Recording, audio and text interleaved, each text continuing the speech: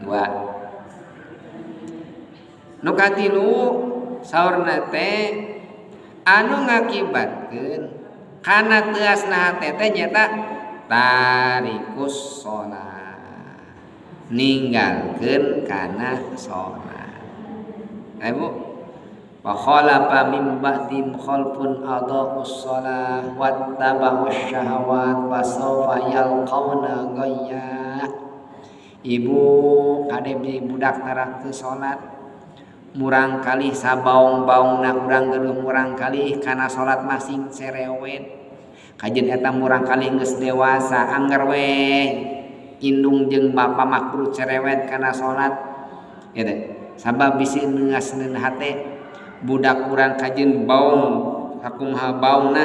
kade ulah leupas kana salat gaul jeung sawae kade ulah leupas tina salat sabab eta salat teh bisa ngeureunnan kana kagorenganna dina hiji waktos anjeunna bisa eureun tina kawonana teh kulantaran salatna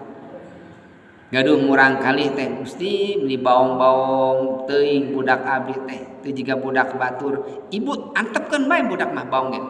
ngan kuda kumaha kade jang tong eureun salat sakitu we amanah teh kade jang tong eureun salat sabab lamun di papatahan tong baung tong ulin tong kieu nganyawa waktu budak teh bakal ngalawan